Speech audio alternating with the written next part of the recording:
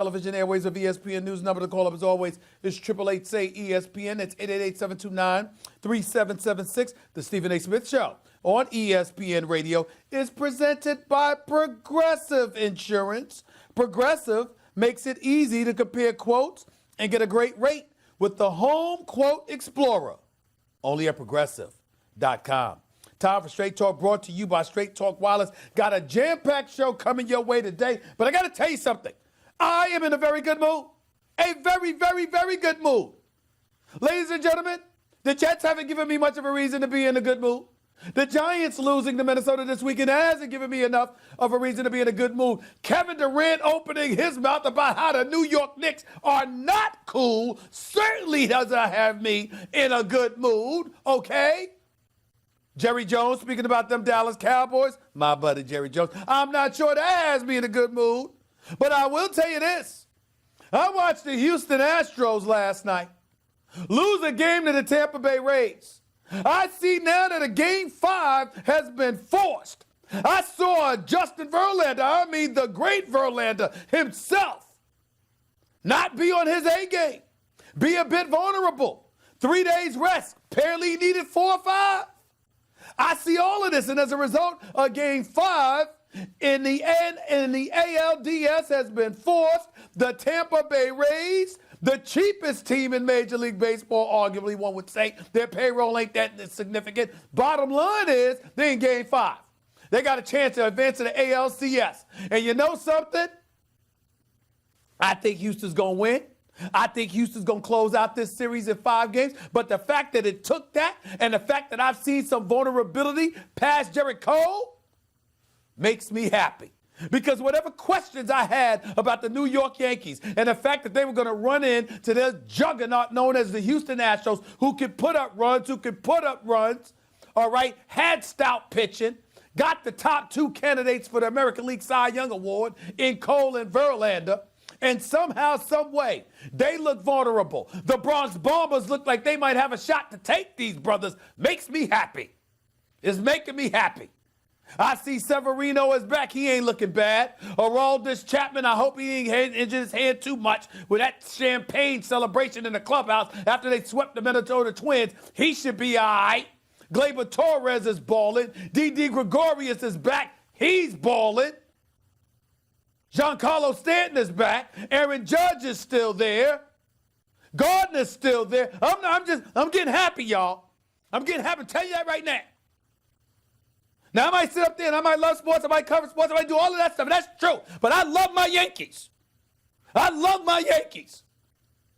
And when I think about the fact that they haven't had a title since 2009, that it's the only title that they've really had, the only World Series title that they've had since 2001, or 2000 rather, let me tell you something right now. I'm starving. Because God knows it's our only hope. You don't understand. I'm a native New Yorker. Born in the Bronx, raised in Hollis, Queens. And listen, I respect the Dodgers. I respect the fact that the Mets are in Queens. As miserable as the Knicks make me, you know I love the Knicks. I'm a diehard Knicks fan. I'm emotional when it comes to them. But I'm a New Yorker in my heart and core. I love Southern California. Boy, do I love the sunshine and the palm trees. I can't wait to live out there permanently, to be quite honest with you. I hope it happens sooner than later. And I love the warm weather. But you know what? And by the way, Houston. I love the city of Houston. It gets scorchingly hot there. I get it. It's a great sports town. It's a great town. I'm here in Atlanta. Braves getting ready to play Game 5 tonight. Can't wait. Excuse me. It's very exciting watching the Braves.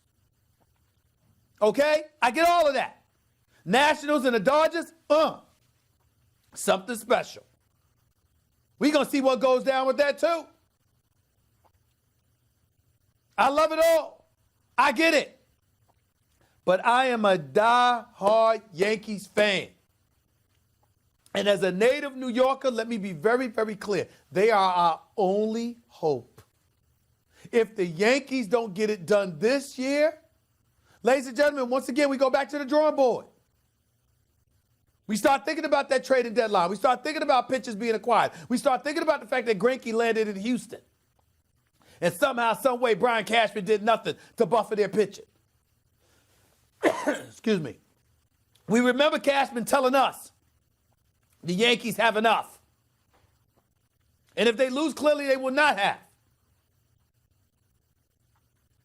Tanaka's been potent in the postseason. But for some reason, he still worries me. You just look at their rotation. What do you have? This is why Severino's return is most important. This is why their bullpen is as stout as they are. This is why Aroldis Chapman is who he is and why it means everything. Because that's how you're going to have to beat Houston. And you're going to have to smack some home runs.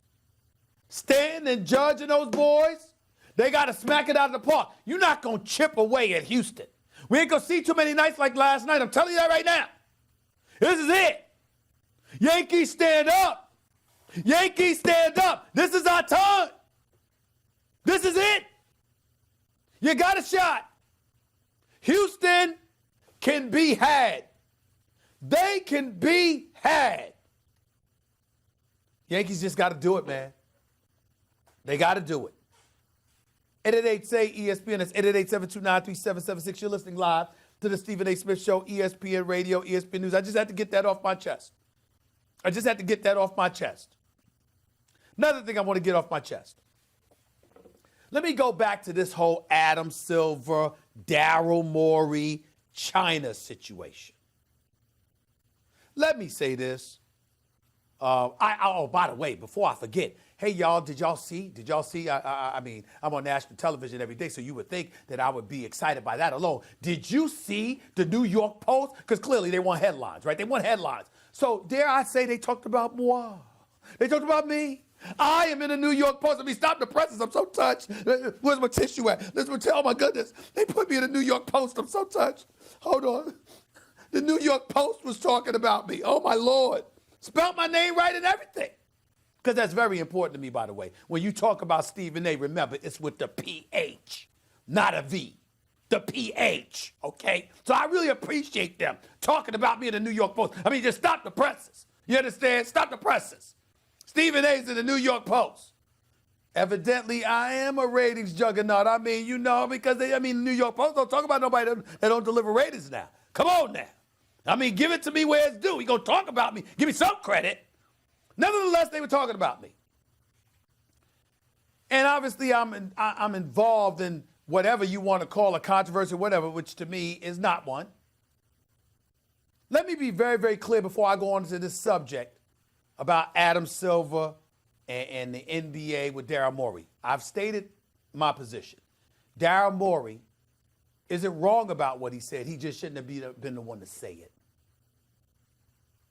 Particularly when you're dealing with geopolitical issues, there's a pecking order. And ladies and gentlemen, most of us ain't on it. And if nothing else, this particular situation is proving it, because right now, I got news for you. I'm not supportive of the NBA players being there. It doesn't mean that I don't think we should be doing business with China. That's not my place. That's what politicians and big-time executives are for, who cut our checks. And obviously elected officials who we elect to represent us. Everybody can't be in the room running their mouths. There has to be a voice. And in this particular instance, because of Daryl Morey's tweet, and because of how China has embraced it, and because of how they pushed the NBA away, disassociate themselves with the Rockets, canceling games, refusing to air games, etc., taking down murals and posters and all of this other stuff that's going on over there. Because of that, I don't think the NBA players should be there right now. I'm not saying, oh, don't do business, don't go there again. I'm not going there. I'm saying right now, as this continues to gain steam and clearly has become an international issue, so much so that politicians feel the need to get involved. The NBA commissioner is there speaking with major officials in China. And the list goes on and on. I don't think that we should demand LeBron James and James Harden and all of these other guys speak up and speak out. For what? We're America. Somebody asks you, do you support, whether it's the protesters in Hong Kong or any place else, you know what the perfect answer I believe we should always be? We're Americans. We support democracy everywhere. Period. End of discussion. That's it. Nothing else is our business. Let somebody else handle it. I got a radio show. I got a national television show.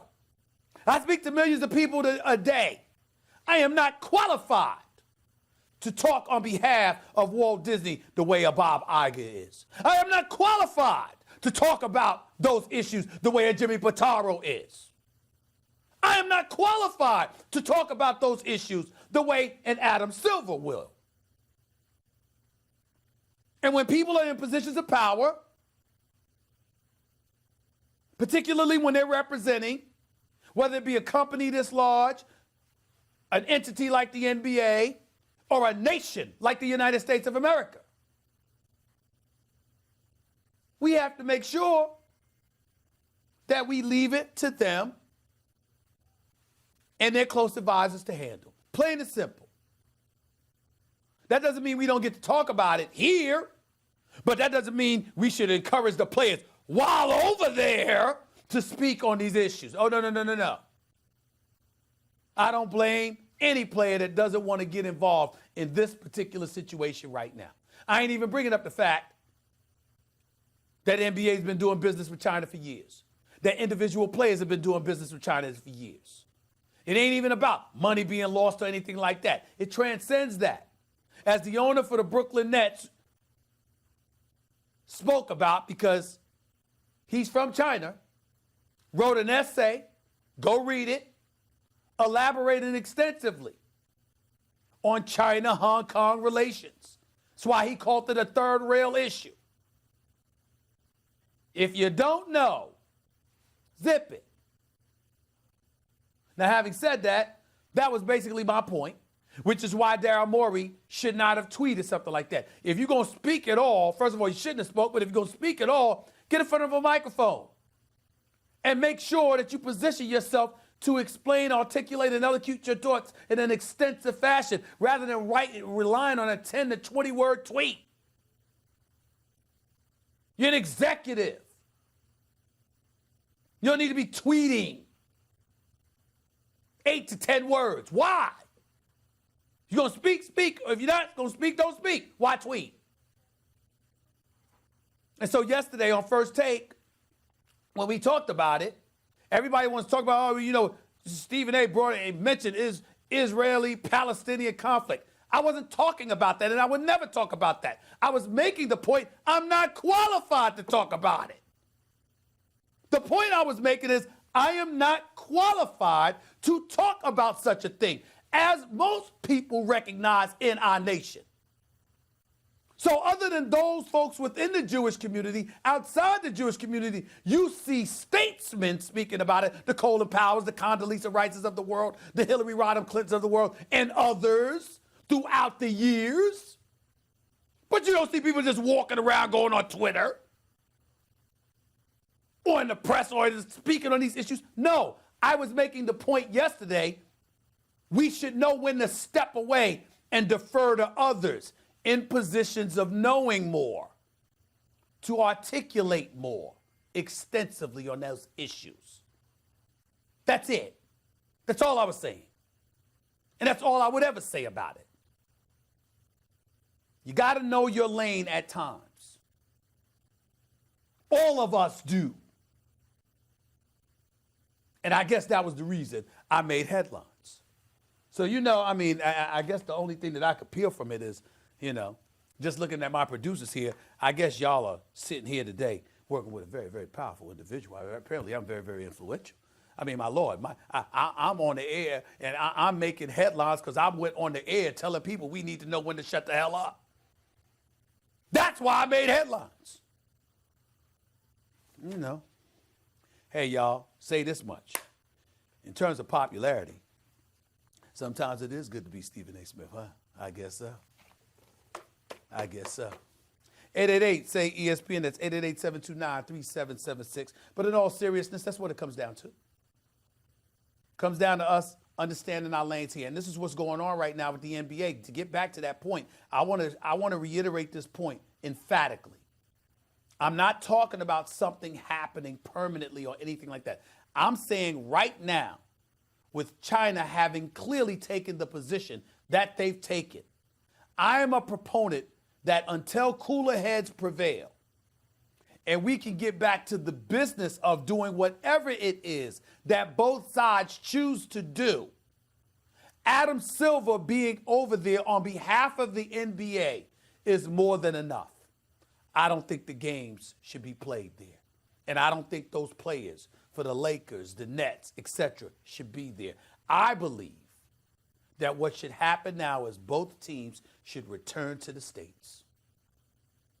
That's what I believe until things calm down. When Rachel Nichols, our very own Rachel Nichols, who's been doing an outstanding job out there covering this story, goes on national television and compares her going to Shanghai with LeBron James years ago and thousands upon thousands of people showing up just to see him and transferring from that to what she witnessed over the last couple of days, in which only a couple of dozen people were there.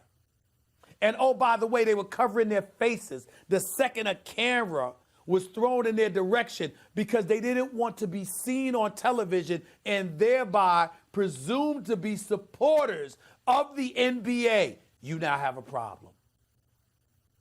Because based on that, is it beyond the realm of comprehension to think that those players might be playing in empty stadiums over the next few days? Is that beyond the realm? If people are scared to be seen supporting the NBA players while they're walking off of a bus into their hotel room or something along those lines, what in God's name would convince you to think that they'd be gung-ho about showing up to a stadium to cheer the players on while they play at this particular moment in time? It makes no sense. So if that's the reality of the situation that the NBA players are facing, and this has occurred through no fault of their own, why even be over there? It's an exhibition game anyway, highlighting the NBA cares and some of the things that they engage in to show their global initiative and their willingness to be conscientious in so many different ways. While it's applauded, in some circles revered, and definitely to be appreciated by any at all, the fact remains that these are very dicey times. And it's through no fault of the players. So why have them in the middle of that?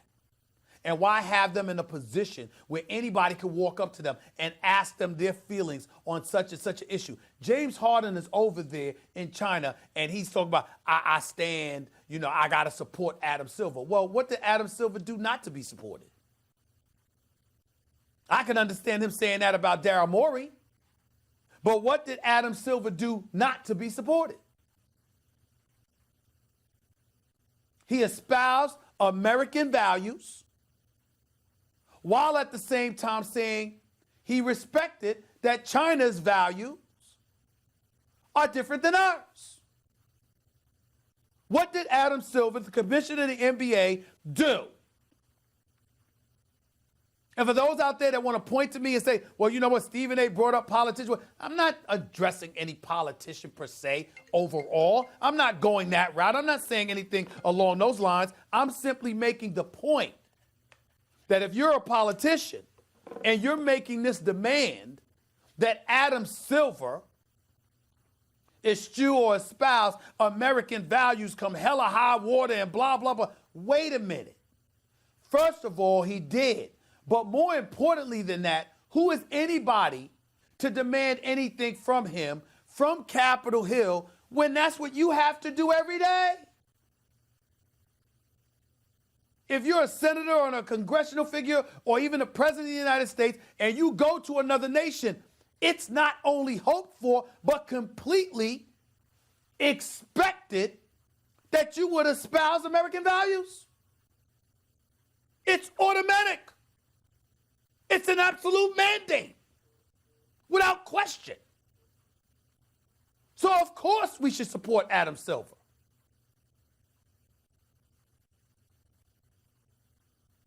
They know who we are. We know who they are. And all of these years, understanding that dichotomy that exists, the differences between the two sides, we've been doing business. For all we know, Adam Silver is over there reminding them, excuse me, excuse me, this executive, Daryl Morey, tweeted something that didn't come from the NBA. It didn't come from the Houston Rockets. It came from one individual who has the freedom to speak his mind.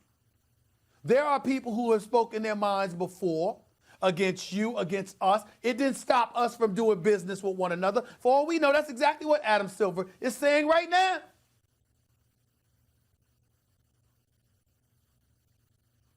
We don't know.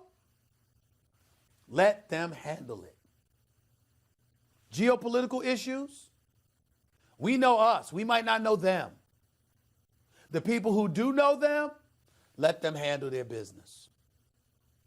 Let the rest of us step back and remember who we are. And understand that as long as we're true to ourselves and what our value system is, and we're unapologetic about it, we have nothing to apologize for. But we do have to be careful that when we're doing business with others, knowing what their value system was before we did business with them, sometimes there are some people who would say, you should be quiet. Maybe somebody else can say that about them, but not you. Not you.